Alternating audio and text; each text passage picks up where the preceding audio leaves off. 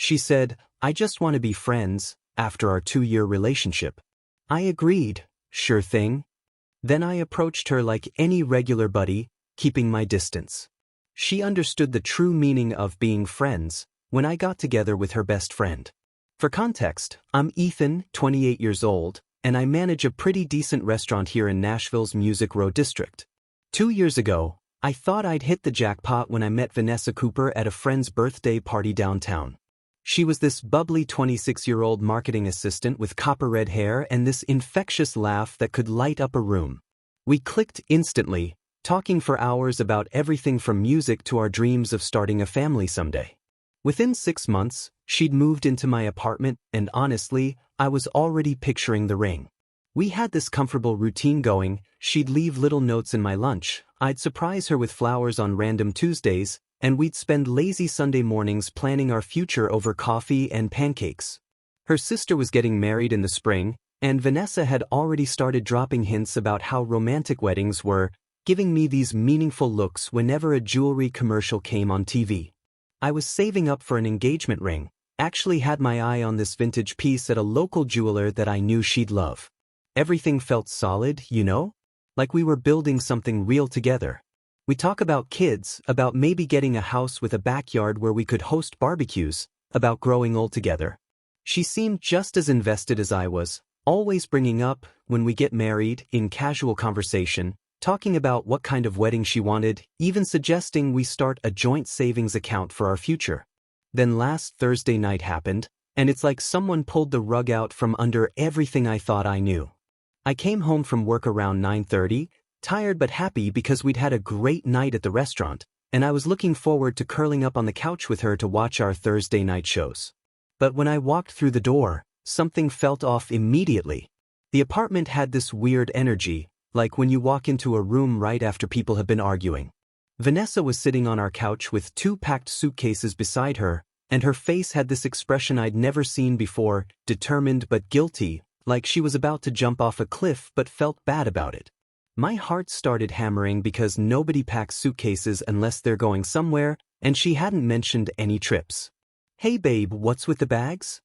I asked, trying to keep my voice light even though my stomach was already twisting into knots. She looked up at me with these big, sad eyes and said, "Ethan, we need to talk." Those 4 words hit me like a freight train because everyone knows that phrase never leads anywhere good.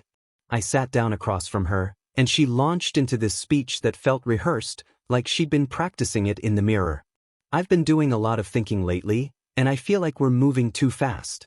I love you, I really do, but I need to take a step back and figure out who I am outside of this relationship." The words felt surreal, like I was watching someone else's life fall apart. I asked her what she meant, and that's when she dropped the real bomb. "I think we should be friends," she said, reaching over to touch my hand like that would somehow soften the blow. "I need space to explore and find myself, but I don't want to lose you completely. You're such an important person in my life, and I was hoping we could stay close while I figure things out." I sat there processing this, feeling like my brain was moving through molasses. 2 years together, talks about marriage, shared dreams, and now she wanted to demote me to friend status? But here's the thing that really got to me. She kept talking about how she didn't want to lose me, how she needed me to be there for her during this journey of self-discovery. She wanted all the emotional benefits of having me in her life while getting the freedom to date other people. It was like she wanted to keep me on the bench as her emotional support system while she played the field. "I've already talked to Lindsay about staying with her for a while," she continued, and I realized this wasn't a spur-of-the-moment decision. This was planned, calculated. She discussed it with her best friend, packed her bags, arranged her exit strategy, all without giving me any heads up that she was even unhappy. The betrayal of that hit almost harder than the breakup itself. I looked at this woman I'd been planning to marry, sitting there with her escape route all mapped out, asking me to stick around as her emotional safety net while she explored other options, and something strange happened. Instead of begging or getting angry or falling apart like she probably expected, I felt this weird sense of clarity wash over me. Maybe it was shock, or maybe it was just that her request was so obviously selfish that it snapped me out of whatever romantic haze I'd been living in. "You know what, Vanessa?" I said, and my voice sounded calmer than I felt. If you want to be friends, then let's actually be friends. The look of surprise that flashed across her face told me she hadn't expected that response. I think she was bracing for a fight, for me to beg her to stay, for some dramatic scene that would make her feel important and wanted. Instead, I stood up and said, "Friends support each other's decisions, right? So I support your decision to leave." She blinked at me like I'd just spoken in a foreign language, and for the first time since I'd walked in, she looked uncertain about her plan. "Really?" she asked, and I could hear something that sounded almost like disappointment in her voice. "Really?" I confirmed, and I meant it. If she wanted friendship, then friendship was exactly what she was going to get. Nothing more, nothing less. Now here's where things got really interesting. Turns out Vanessa had no clue what actual friendship looked like. The next morning, I did exactly what any reasonable person would do when their roommate moves out. I called a locksmith. By noon, I had new keys and had removed her from all our shared accounts. Netflix, Spotify, the joint checking account we'd opened for household expenses, even the grocery store membership. When she texted me asking for the Wi-Fi password because she'd forgotten it, I sent her the number for the internet company's customer service line. "You can set up your own account when you're ready," I replied, keeping it friendly but matter-of-fact. The first sign that she hadn't thought this through came 3 days later when she showed up at my door with a bag of Chinese takeout, expecting to just waltz in like old times. "I thought we could have dinner and watch a movie," she said, holding up the food with this hopeful smile. I stayed in the doorway and said, "That sounds nice, but I already ate. Maybe we can grab coffee sometime this week instead." The confusion on her face was almost comical. She kept looking past me into the apartment like she was waiting for me to invite her in, but I just stood there treating her exactly like I would any other friend who dropped by unannounced. "Can I at least come in for a minute? I left some stuff in the bathroom cabinet," she said, and I could hear the first hint of irritation creeping into her voice. "Sure, but next time just text me first so I know you're coming. I might not always be available." I let her grab her things while I stayed by the front door, and when she lingered in the living room touching our old pictures, I gently said, "I've got an early morning tomorrow, so I should probably get some sleep." The look she gave me was pure bewilderment, like she couldn't understand why her ex-boyfriend wasn't rolling out the red carpet for her impromptu visit. Over the next couple of weeks, I stuck to my guns. When she wanted to hang out, I suggested public places and gave her the same treatment I'd give any casual friend: split the bill, no lingering goodbye hugs, and definitely no late-night phone calls to talk about her feelings.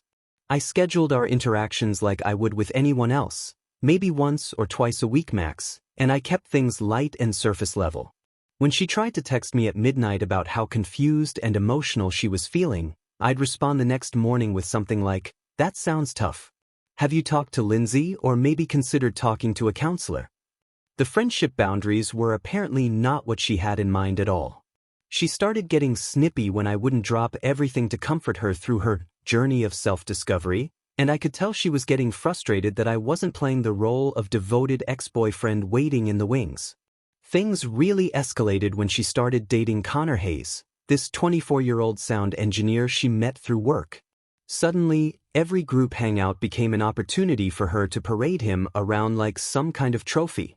The first time she brought him to our usual Friday night spot where all our mutual friends gathered, she kept glancing at me to see my reaction. She'd laugh extra loud at his jokes, touch his arm constantly, and make a big show of how happy and free she felt. It was like watching someone perform in a one-person play titled, "Look How Much Fun I'm Having Without You." Connor seemed like a decent enough guy, honestly, kind of quiet and clearly uncomfortable with being used as a prop in whatever drama Vanessa was trying to create.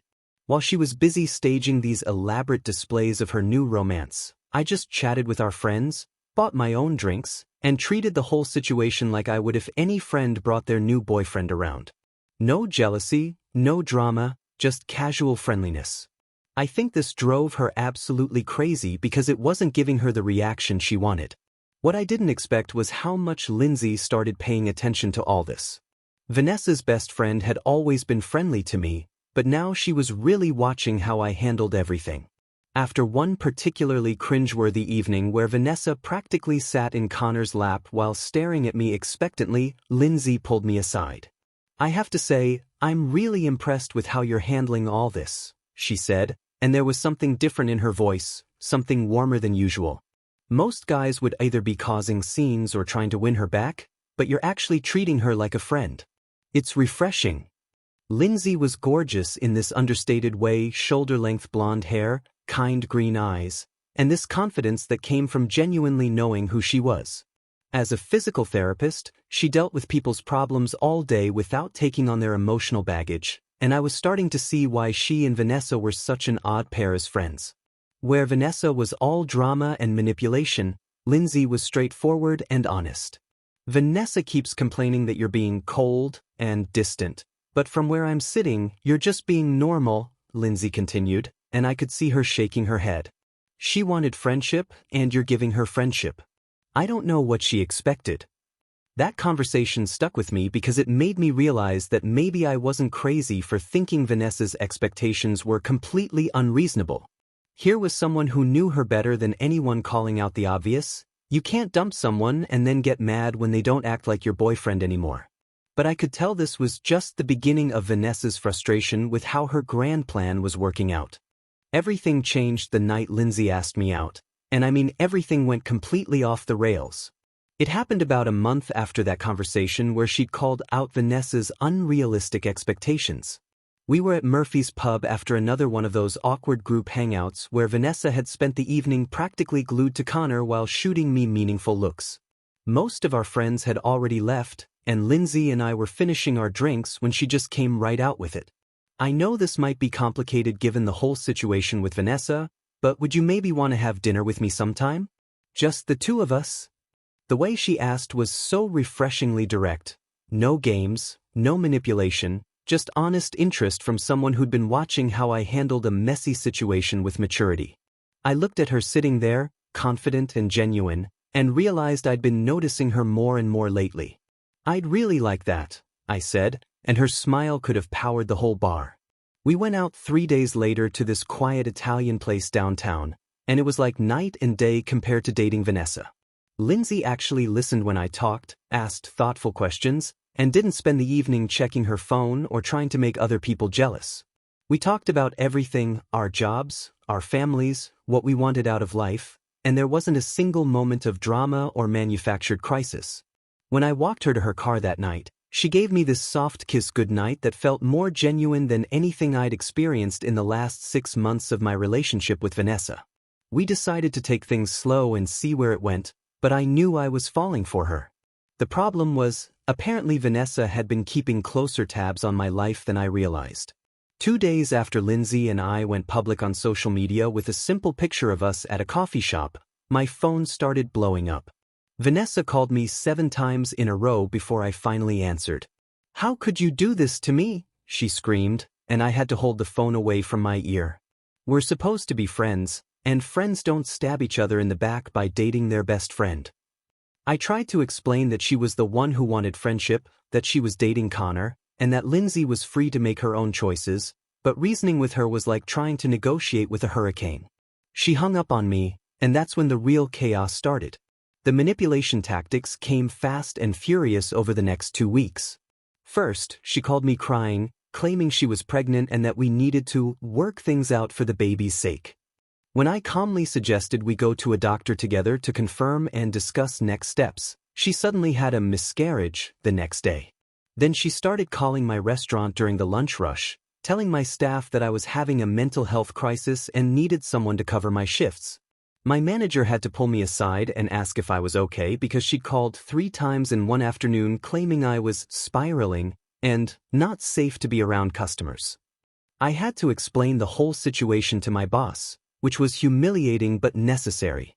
The worst part was how she started working our mutual friends, calling them with sob stories about how I'd abandoned her when she needed me most, how I was choosing Lindsay over our friendship, and how heartbroken she was that her best friend had betrayed her. Some of our friends started giving me cold shoulders at group events, and I realized she was painting this narrative where I was the villain who'd manipulated Lindsay into dating me just to hurt her. It was like watching someone rewrite history in real time. When the emotional manipulation didn't work, she escalated to showing up at my workplace. The first time, she came during dinner service, claiming she just wanted to talk, but then causing a scene in the dining room when I couldn't leave my post. She started crying loudly about how I'd destroyed her life, and I had to have our security escort her out while confused customers stared. She pulled this stunt twice more before I had to ban her from the property entirely. But the final straw came when she went after Lindsay directly. I'll never forget the phone call I got from Lindsay on a Tuesday afternoon. Her voice was shaking, and I could hear commotion in the background. "Ethan, you need to know what just happened. Vanessa showed up at my clinic and completely lost it." Apparently, Vanessa had walked into the physical therapy center during Lindsay's busy afternoon session, demanding to speak with her privately. When Lindsay explained she was with patients and couldn't talk right then, Vanessa started screaming about how Lindsay had stolen her life and was a fake friend who seduces other people's boyfriends. She knocked over a rack of exercise equipment, called Lindsay horrible names in front of patients and staff, and had to be physically removed by building security. She was like a completely different person, Lindsay told me later that night, still visibly shaken. "I've known her for 5 years, and I've never seen her like that. She was genuinely scary." That incident opened my eyes to just how far Vanessa was willing to go, and I realized we were dealing with someone who had completely lost touch with reality. After the clinic incident, things went from bad to absolutely insane, and that's when we realized we were dealing with full-blown stalking. The harassment became constant and everywhere. Vanessa started showing up at places she had no business being, outside my apartment building at 6 in the morning, lurking in the parking lot of Lindsay's gym, even following us to restaurants when we went on dates. She'd sit at nearby tables staring at us, sometimes taking pictures with her phone, other times just glaring like we'd personally ruined her life. The breaking point came when she somehow got hold of my work schedule and started showing up during my shifts, not just as a customer but actually trying to get into the kitchen area where staff weren't allowed. One night, she managed to corner one of my servers and spent 20 minutes telling him that I was mentally unstable and dangerous to be around. My brother-in-law Jake, who's a detective with Nashville PD, had been watching all this unfold with growing concern. When I finally called him about documenting everything, his response was immediate and serious. "Ethan, this isn't just drama anymore, this is criminal harassment, and you both need protection," he said. Jake helped us file for restraining orders, and his police background made the whole process much smoother than it would have been otherwise. He documented every incident with professional thoroughness: the workplace harassment, the stalking, the destruction of property at Lindsay's clinic, even the fake pregnancy claims and false reports about my mental health. "I've seen cases like this before," Jake told us while we were filling out paperwork. "She's escalating because nothing else has worked to get the reaction she wants. It usually gets worse before it gets better." He was right. The restraining orders seemed to push Vanessa over some final edge, and that's when her whole life started imploding. Her boss at the marketing firm had apparently been getting calls from her claiming family emergencies and personal crises every time she disappeared to stalk us or create scenes. When she missed 3 important client meetings in 1 week because she was too busy harassing Lindsay, they finally had enough and fired her. Connor, who had been gradually realizing what he'd gotten himself into, stopped responding to her calls and texts entirely. I actually felt sorry for the guy. He'd probably thought he was getting into something casual and fun, not signing up to be part of someone's elaborate revenge fantasy against their ex. Without a job and with Connor gone, Vanessa had no choice but to move back in with her parents in the suburbs. Her mother, Susan, actually called me to apologize, which was unexpected. "I'm so sorry about my daughter's behavior," she said, sounding genuinely embarrassed. "I thought I raised her better than this. She's been telling us these wild stories about how you and Lindsay conspired against her, but seeing the legal documents Jake provided made me realize the truth." The restraining orders meant Vanessa had to attend court-ordered therapy with Dr. Patricia Moore, a no-nonsense counselor who specialized in cases like this. Through Jake's connections, we found out that Dr. Moore had quickly seen through Vanessa's victim narrative and was working on her sense of entitlement and inability to accept consequences for her actions. She keeps insisting that she deserves to have you both as friends while also having complete freedom to date whoever she wants, Dr. Moore had apparently told the court. She genuinely cannot understand why ending a relationship means losing relationship privileges. Meanwhile, Lindsay and I were building something real together. Without all the drama and manipulation I'd gotten used to with Vanessa, I remembered what healthy relationships actually felt like.